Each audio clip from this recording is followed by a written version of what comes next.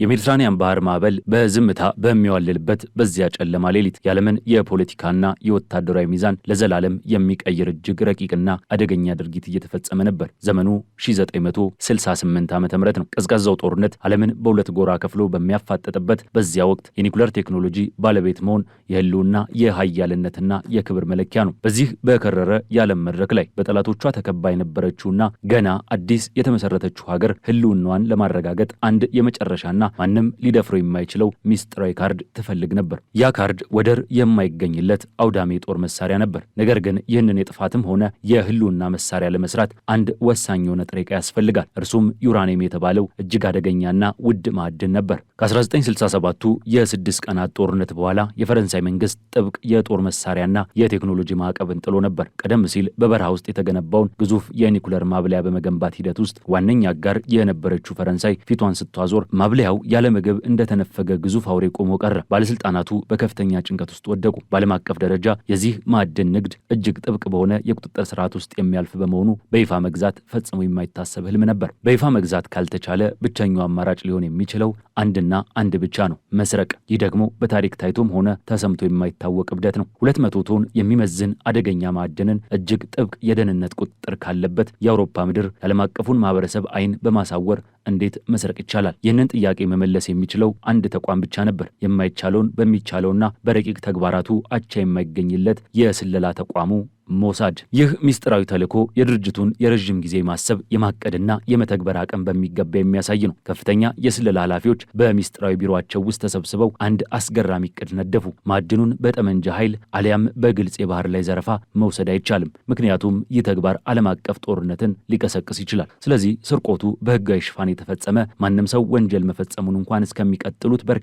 ዓመታት ሊያውቅ በማይችልበት የጥበብ መንገድ መከወን ነበረበት። የእቅዱ የመጀመሪያ ምዕራፍ የውሸት ማንነትና ህጋዊ የሚመስል ሽፋን መፍጠር ነበር። የስለላ ተቋሙ በምዕራብ ጀርመን ውስጥ አስመራ ኬሚ የተሰኘ አነስተኛ የኬሚካል ማቀነባበሪያ ኩባንያን በድብቅ ገዛ። ይህ ኩባንያ በይፋ የተለያዩ ምርቶችን የሚያመርት ህጋዊ ተቋም ይመስል ነበር። በስለላ ኤጀንቶች የሚዘወረው ይህ ድርጅት ወዲያውኑ ወደ አውሮፓ የጋራ ገበያ የኒኩለር ቁጥጥር ኤጀንሲ የ200 ቶን ያልተጣራ የዩራኒየም ማዕድን ግዥ ጥያቄን አቀረበ። ጥያቄው ሲቀርብ የተሰጠው ሰበብ እጅግ አሳማኝ ነበር። ድርጅቱ ማዕድኑን የሚፈልገው በጣሊያን ለሚገኝ አንድ ሌላ የኬሚካል ኩባንያ ማበረታቻ አድርጎ ለማቅረብ ነው የሚል ነው። ይህ የጣሊያኑ ኩባንያም ቢሆን ሌላኛው የውሸት ፈጠራና የሽፋን ድርጅት ነበር። የአውሮፓ ባለስልጣናት ምንም አይነት ጥርጣሬ አላደረባቸውም። ሰነዶች ፍጹም ህጋዊ ነበሩ። ጀርመን ውስጥ ያለ ህጋዊ ኩባንያ ከቤልጂየም ማዕድን ገዝቶ ወደ ጣሊያን ሊልክ ነው። ሁሉም ነገር በአውሮፓ ህብረት የውስጥ የንግድ ህግ መሰረት የተፈጸመ ይመስላል። የማዕድኑ መነሻ በቤልጂየም የሚገኝ አንድ ግዙፍ ኩባንያ ነበር። የስለላ ተቋሙ የመጀመሪያውንና እጅግ አስቸጋሪውን የቢሮክራሲና የህግ መሰናክል በተሳካ ሁኔታ ተሻገረ። ማዕድኑ ተገዝቷል። ነገር ግን አሁን ደግሞ ይህንን 200 ቶን የሚመዝን አደገኛ ጭነት ከአውሮፓ ምድር አውጥቶ የደህንነት ሰራተኞችን አይን አልፎ ወደሚፈለገው መዳረሻ እንዴት ማድረስ ይቻላል የሚለው ትልቁ የሞት ሽረት ጥያቄ ሆነ። ለዚህ መፍትሄ ነበረው። የጭነት መርከብ ማከራየት አደጋለሁ፣ ምክንያቱም የመርከቧ ባለቤት ወይንም ሰራተኞች ሊጠረጥሩ ይችላሉ። ስለዚህ የራሱን መርከብ ለመግዛት ወሰነ። በሌላ የውሸት ስም አማካኝነት ቪልስበርግ ኤ የተሰኘች አንዲት የጭነት መርከብ ተገዛች። መርከቧ አነስተኛ ብትሆንም ጭነቱን ለመሸከም በቂ አቅም ነበራት። ተቋሙ መርከቧን እንደገዛ ወዲያውኑ ያደረገው ነገር ቢኖር በውስጡ የነበሩትን ኦሪጂናል የመርከብ ሰራተኞች በሙሉ ከስራ ማሰናበት ነበር። በምትኩ የተለያየ ሀገር ዜግነት ያላቸው ፓስፖርቶችን የያዙ ነገር ግን በሙሉ ከፍተኛ ስልጠና የወሰዱ የባህር ኃይል ኮማንዶዎችና ልዩ የስለላ ኤጀንቶች የመርከቧን ቁጥጥር ተረከቡ። አዛዡ፣ መሪው፣ መካኒኩ በሙሉ የተመረጡ የጦርና የስለላ አባላት ነበሩ። በህዳር ወር አጋማሽ መርከቧ በቤልጂየም አንትወርፕ ወደብ ተጠጋች። የአውሮፓ ክረምት ቆፈን በሚል ብርድ ታጅቦ ወደቡን አዳፍኖት ነበር። በኤጀንቶች የምትዘወረው ይህቺ መርከብ በውሸት ስም የተገዛውን የዩራኒየም ጭነት ለመጫን ተዘጋጀች። ማዕድኑ 560 በሚደርሱ ግዙፍ ብረታማ በርሜሎች ውስጥ ታሽጎ ነበር። በእያንዳንዱ በርሜል ላይ ፕሉምባት የሚል ጽሑፍ ተጽፎበታል። ይህ ቃል በላቲን ቋንቋ እርሳስ ማለት ሲሆን ይህ የተደረገው የጉምሩክ ባለስልጣናት በርሜሎች ውስጥ ያለው ተራ የእርሳስ ማዕድን እንጂ ሌላ አደገኛ ነገር መሆኑን እንዳያውቁ ለማሳሳት ነበር። ጭነቱ ወደ መርከቧ ሲገባ በወደቡ ላይ የነበሩት ኤጀንቶች ልብ በከፍተኛ ፍጥነት ይመታ ነበር። ከጉምሩክ ሰራተኞች መካከል አንዱ እንኳን አንዱን በርሜል ከፍቶ ለመመርበር ቢወስን ተልእኮው ሙሉ በሙሉ ይከሽፋል። ከፍተኛ ዓለም አቀፍ ቅሌትም ይፈጠራል። ሆኖም የዝግጅቱ ጥራትና የሰነዶቹ ሕጋዊነት ምንም አይነት ክፍተት አልፈጠረም። የቤልጅየም ባለስልጣናት ማህተማቸውን መጥተው መርከቧ ጉዞ እንድትቀጥል ፈቀዱ። በመንገዱ ላይ የተቀመጠው ይፋዊ መዳረሻ በጣሊያን የሚገኘው ወደብ ነበር። መርከቧ ከወደቡ ተነስታ ወደ ሰፊው ውቅያኖስ በመግባት በጂብራላተር ሰርጥ በኩል አድርጋ ሜዲትራኒያን ባህርን ተቀላቀለች። ይህ ጉዞ የውቅያኖስ ማዕበል ብቻ ሳይሆን የሞት ስጋት የሚያዘለ ነበር። መርከቧ ባህሩን እንደተቀላቀለች እውነተኛ የስለላ ጥበብ መተግበር ጀመረ። መርከቧ በይፋ ወደ ጣሊያን መሄድ ሲገባት አዛዡ አቅጣጫውን በማስቀየር ወደ ምስራቅ የባህሩ ክፍል አቀና። በዚህ ቅጽበት የመርከቧ የመገናኛ መሳሪያዎች፣ የሞገድ ጠቋሚዎችና ማንኛውም መገናኛን ሊያሳዩ የሚችሉ የኤሌክትሮኒክስ ቁሳቁሶች በሙሉ እንዲጠፉ ተደረገ። መርከቧ በአውሮፓ የባህር ላይ ቁጥጥር ገጽ ላይ በድንገት ተነነች። የመርከቧ ስም በተጻፈበት ጎኗ ላይ ቀለሞች ተቀብተው ሌላ ስም ተሰጣት። በሰፊው ሰማያዊ ውሃ ላይ አንዲት መንፈስ መርከብ ተፈጠረች። በቀድሞ ስምምነት መሰረት የተላኩ ሁለት ሚስጥራዊ የጭነት መርከቦች በቆጵሮስ ደሴት አቅራቢያ ከሚገኝ አንድ ሰው አልባ የባህር ክልል ላይ ይህችን የተለወጠች መርከብ ይጠብቁ ነበር። ሌሊቱ ጨለማ ነው። የጨረቃ ብርሃን እንኳን በደመና ተሸፍኗል። በዚያ የባህር መሃል ከማንም እይታ ውጭ 3 መርከቦች ተገናኙ። የባህሩ ማዕበል መርከቦቹን በሚያናውጥበት በዚያ አደገኛ ሁኔታ ውስጥ 560 በርሜሎች እያንዳንዳቸው በመቶዎች የሚቆጠር ኪሎግራም የሚመዝኑ ወደ ተዘጋጁት መርከቦች መተላለፍ ጀመሩ። ስራው እጅግ አድካሚ፣ ፈታኝና ለሞት የሚያጋለጥ ነበር። ኤጀንቶቹና የባህር ላይ አባላቱ በላብ እየተጠመቁ ምንም አይነት ድምፅ ሳያሰሙና መብራት ሳይጠቀሙ በጨለማ ውስጥ በርሜሎቹን በክሬንና በገመድ እያስተላለፉ ሌሊቱን አነጉት። አንድ በርሜል ወደ ባህሩ ቢወድቅ ወይንም መርከቦቹ ቢጋጩ ሊፈጠር የሚችለው አደጋ ታሳቢ የተደረገ ነበር። ሆኖም ይህ ተግባር በከፍተኛ ወታደራዊ ስነ ስርዓትና ትክክለኛነት ተፈጸመ። ከሰዓታት አድካሚ ስራ በኋላ የመጨረሻው በርሜል ተሻገረ። ወዲያውኑ ጭነቱን የተቀበሉት መርከቦች የሞገድ ጠቋሚዎቻቸውን አጥፍተው በከፍተኛ ፍጥነት ወደ መዳረሻቸው ጉዞ ጀመሩ። ማብለያው የተራበውን ምግብ አገኘ። ግን የጥበቡ ጫፍ እዚህ ላይ አያበቃም። ጭነቱን አስተላልፋ ባዷን የቀረችው መርከብ ጉዳይስ? ለዚህም ድብቅ የማሳሳቻ መንገድ ተነድፎ ነበር። መርከቧ የጭነት ዝውውሩን እንደጨረሰች አቅጣጫዋን ወደ ቱርክ ወደብ አቀናች። ወደቡ ላይ ስትደርስ የመርከቧ አዛዥ ለባለስልጣናቱ ያቀረበው ሰነድ መርከቧ ባዷን እንደመጣችና ሌላ ጭነት ለመጫን እንደተዘጋጀች የሚገልጽ ነበር። ማንም ሰው መርከቧ ከሳምንታት በፊት በቤልጅየም አደገኛ ማዕድን ጭና እንደነበር አላወቀም። ከዚያም የመርከቧ ሰራተኞች በተለያዩ በረራዎች ተበታትነው ወደ የመጡበት ተመለሱ። በአውሮፓ በኩል ያለው ሁኔታስ? የውሸት ኩባንያው ኃላፊዎች በጣሊያን ጭነቱ እስኪመጣ ድረስ የሚጠብቁ አስመስለው ቆዩ። ሳምንታት አለፉ፣ ወራት ነጎዱ፣ እቃውም አልደረሰም። የአውሮፓ ባለስልጣናት ጭነቱ የት እንደገባ ማጣራት ሲጀምሩ ያገኙት እውነት አእምሮን የሚያስቆም ነበር። ህጋዊ ሰነድ ወጥቶለታል፣ መርከቧ ላይ ተጭኗል። ነገር ግን አልደረሰም። መርከቧን ሲፈልጓት ቱርክ ውስጥ ባዷን አገኟት። የመርከቧን ሰራተኞች ሲፈልጉ እነዚያም ሰዎች ፈጽሞ በምድር ላይ ኑረው እንደማያውቁ፣ ማንነታቸውም ፓስፖርታቸውም የውሸት እንደነበር ተረጋገጠ። የተባለው ኩባንያም ሆነ ተቀባይ ድርጅቶቹ በድንገት በነፋስ እንደተበተነ ትቢያ ጠፍተው ነበር። የአውሮፓ ምርመራ ቢሮዎች፣ የዓለም አቀፍ ፖሊሶችና የስለላ ተቋማት 200 ቶን ማዕድን እንዴት ባህር ላይ እንደተበተነ መፍታት ያልቻሉት እንቆቅልሽ ሆኖባቸው ቆየ። እውነታው በይፋ የታወቀው ከበርካታ ዓመታት በኋላ ነው። በዚህ ሚስጥራዊ ተልዕኮ የታየው እጅግ የረቀቀ የስለላ አቅም የአውሮፓ ጥብቅ ሕግጋት በቀላሉ ጥሶ የገባበት መንገድና አንድም ጥይት ሳይተኩስ አንድም የደም ጠብታ ሳይፈስ በእንዲህ አይነት ግዙፍ መጠን ያለው ስትራቴጂካዊ ጥሬ ዕቃ በመስረቅ ያሳየው ብቃት የዘመናዊው የስለላ ታሪክ ከሚያውቃቸው እጅግ ደፋርና ጥበብ የተሞላባቸው ተልዕኮዎች መካከል አንዱ አድርጎታል። ይህ የተሰረቀው ማዕድን የኒውክሌር ጦር መሳሪያ ባለቤትነትን ያረጋገጠ ሲሆን ማዕቀብና ገደብ በቆረጠው ሀገር ላይ የስለላ ተቋሙ እንዴት የህልውና ዳኝ መሆን እንደሚችል በጉልህ ያሳየ የታሪክ ምዕራፍ ነው። ማንም አላየንም፣ ማንም አልሰማንም። ነገር ግን በዚያች የሜዲትራኒያን የጨለማ ሌሊት የተፈጠረው የኃይል ሚዛን ለውጥ አሁንም ድረስ የዓለምን ፖለቲካ እየዘወረ ይገኛል። ማዕድኑ አውሮፓን ተሰናበተ። እጅግ የረቀቀው ተቋም አሻራ ግን በታሪክ መዝገብ ላይ ለዘላለም ታትሞ ቀረ። በአጠቃላይ ሲታይ ይህ ክስተት የስለላ ጥበብ መለኪያ ተደርጎ ይወሰዳል። የጠላትን እንቅስቃሴ መከታተል ብቻ ሳይሆን የራስን እጥረት ለመሙላት ዓለም አቀፍ ሕግን፣ የጉምሩክ አሰራርንና የባህር ላይ ጉዞን በአንድ ላይ በማስተባበር የተሰራ ድንቅ የጥበብ ስራ ነው። በመቶዎች የሚቆጠሩ ሰዎችን ያሳተፈ፣ የተለያዩ ሀገራትን ድንበር ያቋረጠ፣ የውሸት ኩባንያዎችን የፈጠረና ያፈረሰ እንዲሁም ግዙፍ መርከብን ባህር ላይ ማንነቷን የቀየረች ይህችን ተልዕኮ የሰው ልጅ የማሰብ አድማስ ምን ያህል ሊለጠጥ እንደሚችል ያሳያል። የደህንነት ባለሙያዎች ዛሬም ድረስ ይህንን ታሪክ እንደ ትምህርት ይጠቀሙበታል። ያለምንም ማስረጃ መጥፋት፣ ያለምንም ጥርጣሬ መግባትና መውጣት የቻለው ይህ ቡድን በስለላው ዓለም ሊደረስበት የማይችል ከፍታ ላይ መቀመጡን በተግባር አስመስክሯል።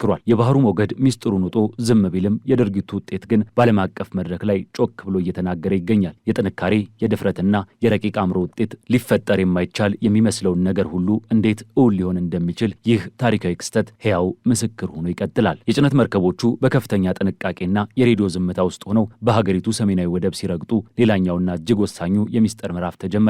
ወደቡ በጥብቅ ወታደራዊ ቁጥጥር ስር ውሎ ነበር። መደበኛ የጉምሩክ ሰራተኞችና የወደብ የጉልበት ሰራተኞች ወደ ስፍራው እንዳይደርሱ ሙሉ በሙሉ ተከልክለዋል። በምትኩ የተመረጡና ልዩ ስልጠና የወሰዱ ወታደራዊ አባላት ብቻ በስፍራው ተገኝተው ጭነቱን ከመርከቧ ማዕፀን የማውረድ ስራ ጀመሩ። 560ውም ከባድ በርሜሎች ከመርከቦቹ ሆድ ዕቃ በክሬን እየወጡ ወደ ተዘጋጁት ግዙፍ የጭነት ተሽከርካሪዎች ላይ ተጫኑ። እነዚህ ተሽከርካሪዎች መደበኛ የጦር መሳሪያዎችና የሎጂስቲክስ አቅርቦት የሚያመላልሱ የሚመስል ሽፋን ተሰጥቷቸዋል። በሌሊት ጨለማ ጉዟቸውን ወደ ደቡባዊው የሀገሪቱ ክፍል ወደሚገኘው ሰፊና ሰው አልባ በረሃ ጀመሩ። በዚህ አሸዋማ በረሃ ውስጥ ከዓለም ዓይን የተሰወረና በአሸዋ ክምሮች የተከበበ እጅግ ግዙፍና ሚስጥራዊ የማቀነባበሪያ ማዕከል ይገኛል። የጭነት ተሽከርካሪዎቹ ከፍተኛ ጥበቃ ወደሚደረግለት ወደዚህ ማዕከል ሲደርሱ በከፍተኛ ጉጉት ሲጠብቁ የነበሩት የሳይንስ ልዑቃን፣ የፊዚክስ አዋቂዎችና የምህንድስና ባለሙያዎች ጭነቱን በደስታ ተረከቡ። አደገኛው ማዕድን ወዲያውኑ ወደተዘጋጀው ልዩና ጥብቅ የጥበቃ ክፍል ገባ። ከዚያን ጊዜ ጀምሮ ይህንን ቢጫ ቀለም ያለው ድፍድፍ ጥሬ ዕቃ አጣርቶ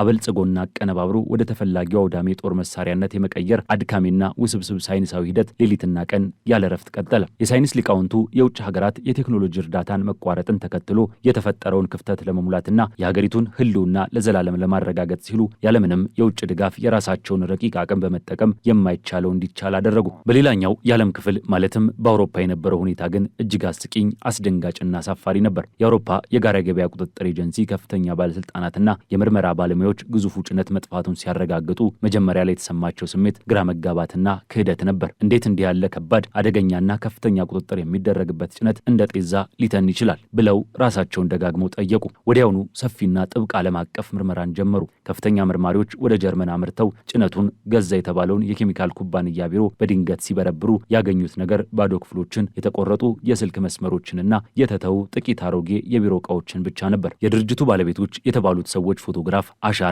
ወይንም እውነተኛ ማንነት የትም አልተገኘም። የተጠቀሙባቸው የባንክ ሂሳቦች ጭነቱ ከተገዛና ክፍያው ከተፈጸመ በኋላ ወዲያውኑ ተዘግተው ጠፍተዋል። መርማሪዎቹ ያለምንም ረፍት ወደ ጣሊያን በማምራት ጭነቱን ይቀበላል የተባለውን የሽፋን ኩባንያ ሲያፈላልጉም ተመሳሳይ እጣ ፈንታ ገጠማቸው።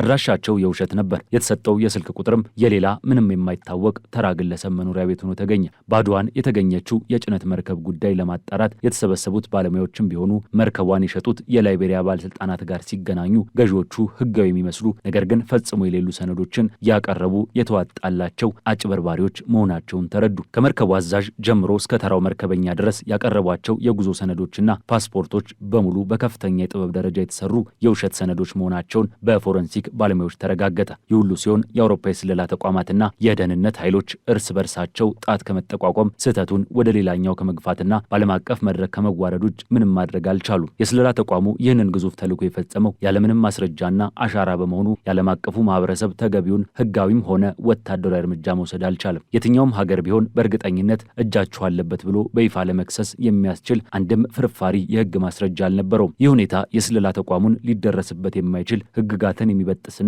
በየትኛውም የዓለም ክፍል የፈለገውን ማድረግ የሚችል የረቀቀ አቅም እንዳለው አድርጎ አሳየ። ተቋሙ የጠላትን እንቅስቃሴ ከመከታተል ባለፈ የራስን ሀገር ስትራቴጂካዊ ፍላጎት ለማሟላት ሲባል ዓለም አቀፍ ሕግን፣ የጉምሩክ አሰራርን፣ የባንክ ልውውጥንና የባህር ላይ ጉዞን በአንድ ላይ በማስተባበር የተሰራ ድንቅና ውስብስብ የጥበብ ስራ ፈጥሯል። የስለላ ኤጀንቶቹ ስነ ልቦናዊ ዝግጅትና ጥንካሬ በራሱ ሌላው አፍ የሚያስከፍት አስገራሚ ጉዳይ ነበር። እነዚህ ሰዎች ለወራት አልፎም ለዓመታት ከቤተሰቦቻቸው ከጓደኞቻቸውና ከሚወዱት ሀገራቸው ተለይተው የሌላ ሀገር ዜጋ መስለው ሌላ ቋንቋ አቀላጥፈው እየተናገሩና ፈጽሞ የተለየ ማንነት ተላብሰው ኖረዋል። አንድም ቀን ቢሆን እውነተኛ ማንነታቸው ሊያጋልጥ የሚችል ስህተትን አላደረጉም። በእንቅልፍ ልባቸውም እንኳን ሳይቀር የውሸት ስማቸውንና የውሸት ሕይወት ታሪካቸውን የሚያስታውሱ እስከሚመስሉ ድረስ ከተሰጣቸው ገጸ ባህሪ ጋር ሙሉ በሙሉ ተዋህደው ነበር። ተልእኮው በተሳካ ሁኔታ ተጠናቆ አደገኛው ጭነት በሰላም ደርሶ ወደ ሀገራቸው ሲመለሱ ምንም አይነት የአደባባይ አቀባበል፣ የጀግና ሜዳሊያ ወይንም የቴሌቪዥን ቃለ ምልልስ አልተደረገላቸው። ድላቸውን ያከበሩት በጥብቅ በተጠበቁ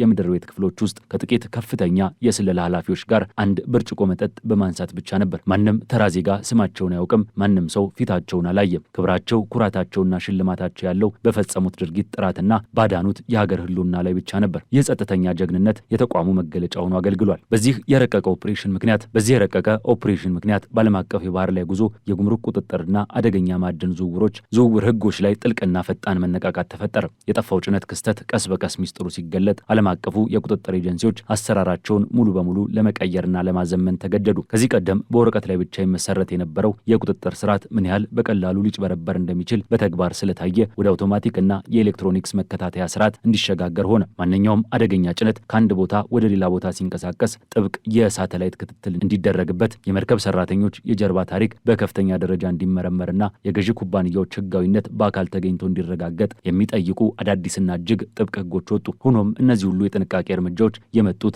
ስራው ከተሰራ ጭነቱ ከተሰረቀና አዲሲቱ ሀገር የፈለገችውን ካገኘች በኋላ ነበር። የዚህ ታላቅና ደፋር ተልዕኮ ውጤት በመካከለኛው ምስራቅ የነበረውን የኃይል ሚዛን በአንድ ጊዜ እንዲቀየር አደረገው። ዙሪያዋን በጠላት በተከበበችውና በማንኛውም ጊዜ የህልውና አደጋ ይደቀንብኛል በምትለው ሀገር ውስጥ ያለምንም የውጭ ሀገር እርዳታና በከፍተኛ ሚስጥር የተገነባ ይህ አቅም ወደር የማይገኝለት የመከላከያ ዋስትና ሆነ። ጠላቶቿ ይህንን አውዳሚ መሳሪያ በይፋ ባያዩትም መኖሩን ግን ጠንቅቆ ያውቁ ነበር። ይህ ያልተረጋገጠ ነገር ግን የታወቀ እውነታ ማንም ሀገር ሙሉ ወረራ ለማድረግ እንዳይደፍር የሚያደርግ ግዙፍ የስነ ልቦናና የወታደራዊ መከላከያ ግድግዳን ፈጠረ። ይህ ታሪክ በስለላው ዓለም ውስጥ እንደ አፈ ታሪክ የሚነገር በየስለላ ትምህርት ቤቶቹ እንደ መማሪያና ማጣቀሻ የሚሰጥና የሰው ልጅ የማሰብ የማቀድና የመተግበር አቅም ምን ያህል ጥልቅ ደፋርና ረቂቅ ሊሆን እንደሚችል የሚያሳይ ሕያው ምስክር ነው። ምንም አይነት የዘመናዊ ኮምፒውተር ቴክኖሎጂ፣ የሳተላይት ምስል ክትትል ወይንም ፈጣን መገናኛ መሳሪያዎች ባልነበሩበት በዚያ ዘመን የሰዎች አእምሮ፣ ብልሃት፣ ትዕግስት፣ ወታደራዊ ስነ ስርዓትና ጽኑ የሀገር ፍቅር ስሜት ብቻ ተጣምረው ይህንን ግዙፍና ፈጽሞ የማይቻል የሚመስል ተልዕኮን እውን አድርገውታል። የሜዲትራኒያን ባህር ማዕበል ያንን ታሪካዊ ሌሊት እና ሚስጥር ውጦ ቢያስቀረውም ድርጊቱ ግን እስከ ዛሬም ድረስ በዓለም አቀፍ የፖለቲካና የጸጥታ መድረክ ላይ ጮክ ብሎ ይሰማል። በአጠቃላይ ሲታይ ይህ ድርጊት የኃይል ሚዛንን ለመጠበቅ ሲባል አንድ የስለላ ተቋም ምን ያህል ርቀት ሊጓዝ እንደሚችልና ዓለም አቀፍ ሕጎችን የባህር ድንበሮችንና የደህንነት እንቅፋቶችን በምን አይነት የረቀቀ ጥበብ ጥሶ ማለፍ እንደሚቻል የሚያሳይ ዘመን ተሻጋሪ ትረካ ነው። የውቅያኖሱ ጸጥታ፣ የሌሊቱ ጨለማና የበረሃው ሚስጥር ተጣምረው አንድን ታላቅ ሀገራዊ ግብ ማሳካት የቻሉበት ይህ ድንቅ ታሪክ በዓለም የስለላ መዛግብት ውስጥ ሁሌም በግንባር ቀደምትነት ሲጠቀስና ሲዘከር ይኖራል።